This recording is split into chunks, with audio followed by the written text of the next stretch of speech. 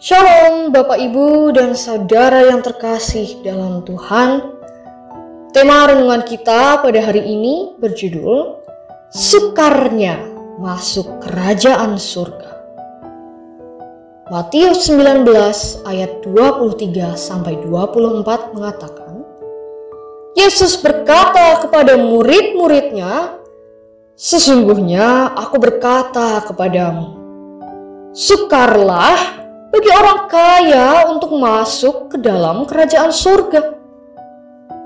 Sekali lagi aku berkata kepadamu, lebih mudah seekor unta melewati lubang jarum daripada seorang kaya masuk ke dalam kerajaan Allah." Bapak, Ibu, dan Saudara yang terkasih, menyimak firman yang kita baca hari ini bisa saja membuat kita terkejut. Ayat 24 bagaikan perkataan untuk menggambarkan hal yang tidak mungkin terjadi. Terbersit dalam hati pertanyaan, apakah untuk masuk kerajaan surga kita harus terlebih dahulu menjadi miskin atau dalam keadaan pas-pasan? Jawabnya, tidaklah demikian. Sejak semula, Tuhan memiliki rencana yang indah bagi kehidupan setiap orang percaya. Jadi, rencana Tuhan bagi kita adalah masa depan yang penuh harapan.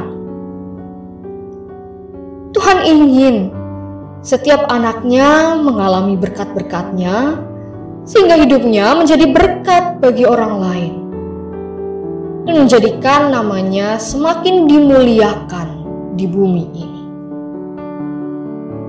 Seringkali terjadi kekayaan atau materi yang dimiliki seseorang dapat mengubah sikapnya dan membuatnya lupa diri. Bahkan tidak sedikit yang semakin jauh dari Tuhan, Sang Pemberi berkat.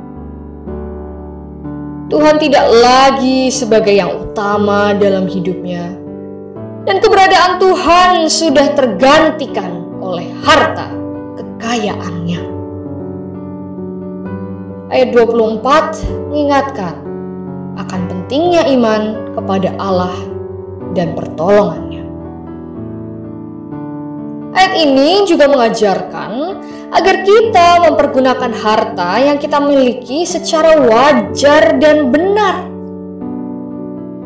Ayat ini juga mengingatkan kita bahwa kecintaan kita pada dunia akan menghalangi kita masuk surga.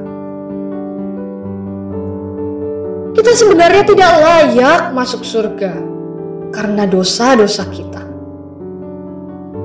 Tetapi karena kasih karunia Allah, kita dibenarkan dan dipilih untuk masuk kerajaan Allah. Untuk itu, kita harus mau mengikuti Yesus. Berani melepaskan segala pikiran yang ada. Mari, kita mau mengambil sikap rendah hati dan taat pada pimpinan Roh Kudus. Hati yang dikuasai belas kasih Tuhan akan membuat kita bersedia ambil bagian dengan berbagi kepada orang yang berkekurangan dengan apa yang kita miliki. Amin.